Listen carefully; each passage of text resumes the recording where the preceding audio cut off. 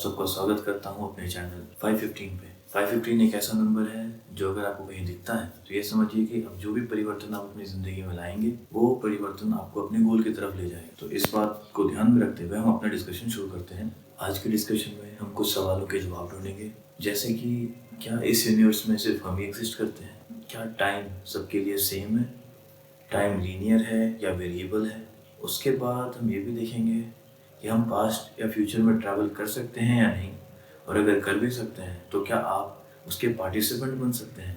फिर हम एक नेचर के फॉर्मूला के बारे में डिस्कस करेंगे जो मैंने बनाया है, और देखेंगे कि इसकी एप्लीकेशंस कहाँ कहाँ हो सकती है और इससे हम क्या क्या डिराइव कर सकते हैं। तो पहले हम शुरू करते हैं, क्या इस यूनिवर्स में सिर्फ हम ही एग्जिस्ट करते हैं?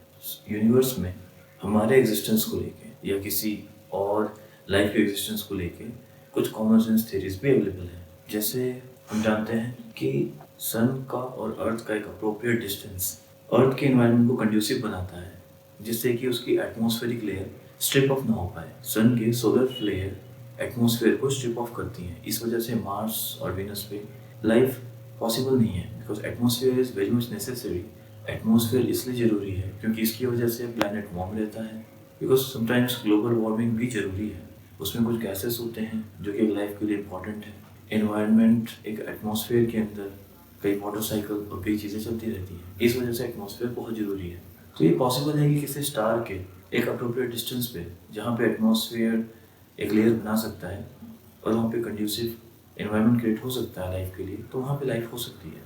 अब ज़रूरी नहीं है कि डिस्टेंस इतना ही होगा। अगर सन बड़ा है, कोई स्टार है जो बहुत बड़ा है, तो उसके लिए प्लैनेट अर्थ के और सन के मुकाबले थोड़ा दूर हो सकता है, पर हाँ एग्जिस्टेंस में है।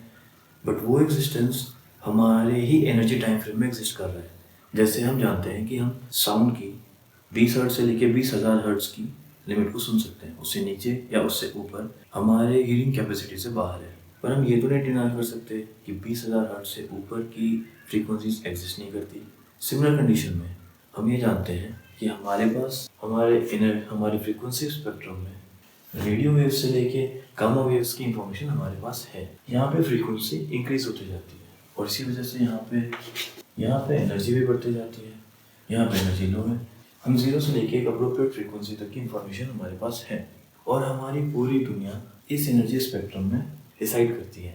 हमारे पास इसी के अंदर लाइट स्पेक्ट्रम है जिसमें हम कलर्स देखते हैं। ये एक रेंज है जिसमें हमारा यूनिवर्स एग्जिस्ट कर रहा है। हमारा यूनिवर्स चाहे इलेक्ट्रॉन हो, प्रोटॉन हो या कोई भी एलिमेंटल पार्टिकल है, उन सब की फॉर्मेशन, उन सब की एक्साइटेशन, उन सब की एनर्जीज का रेडिएशन वो इस फ्रेम में एग्जिस्ट करता है। पर क्या आप इस बात को डिनाई कर सकते हैं कि एक अप्रोप्रिएट रेंज के बाद मान लीजिए कि एक फ्रीक्वेंसी का रेंज एग्जिस्ट करता है 10,000 हर्ट्ज से लेके 10 की पावर 10 लाख हर्ट्ज तक एग्जिस्ट करता हो, तो हम ये डिनाई नहीं कर सकते कि यहाँ पे एक स्पेक्ट्रम एग्जिस्ट कर सकता है और इनका अपना वर्ल्ड हो सकता है। मान सकते हैं कि इनके कोक्स, इनके प्रोटॉन्स किसी और एलिमेंटल पार्टिकल्स या सब एटॉमिक पार्टिकल्स से मिलकर बना हो। अब इस बात पे थोड़ा सेंस इंस्टिल करते हैं। जैसे देखिए, हमें पता है कि हमारे पास एक्सरेज हैं जो हमारे बॉडी से आर पार करती हैं, and that's why we have X rays. हमारे पास गामा रेडिएशंस हैं। गामा रेडिएशंस क्या करती हैं? वो हमारे सब एटॉमिक पार्टिकल से इंटरेक्ट करती हैं, वो इन्हें एक्साइट करती हैं,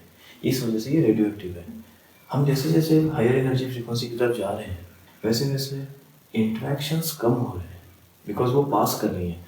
पर ये सब एटॉमिक इंटरेक्शंस ये कर पा रहे हैं, पर उसके आगे वो भी नहीं कर पाएंगे। हम कई पार्टिकल्स के बारे में जानते हैं, जैसे न्यूट्रिनोस, वो अर्थ से आर पार कर जाती हैं। They don't interact even with the sub atomic particles. हम इस बात को लॉजिकली देख सकते हैं कि एक इतनी हाई एनर्जी की फ्रीक्वेंसीज, इतनी हाई एनर्जी का फ्रेम हमसे बिना इंटरेक्ट किए हमसे पास कर सकता है। तो हम एक आइडिया रख सकते हैं कि इतनी हाई एनर्जी का फ्रेम, इतनी हाई एनर्जी का स्पेक्ट्रम हमसे आर पार कर सकता है। और मान लीजिए कि वहाँ पे एक अलग वर्ल्ड एग्जिस्ट करता हो, उनके सब एटॉमिक पार्टिकल्स डिफरेंट हो, उनका प्रोटॉन्स किसी और सब एटॉमिक या इधर किसी मॉलिक्यूल से बना हो, जैसा हमने लास्ट वीडियो में डिस्कस किया था। उसके अंदर पार्टिकल्स अगर किसी इथर के कंपोनेंट से बना है तो पॉसिबल है कि इनका स्पेक्ट्रम किसी और इथर पार्टिकल से मिलकर बना हो।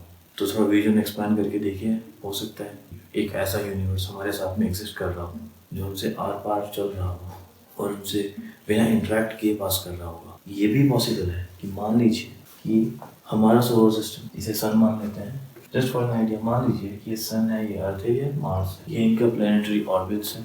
अब अगर एक हाई एनर्जी फ्रेम का कोई प्लैनेट है, उसका कोई प्लैनेट है जो यहाँ एग्जिस्ट कर रहा हो, उसका कोई अपना ऑर्बिट है, तो कई सालों में कभी ऐसा कोई चांस बनता है जिसमें इनका इंटरेक्शन होता है।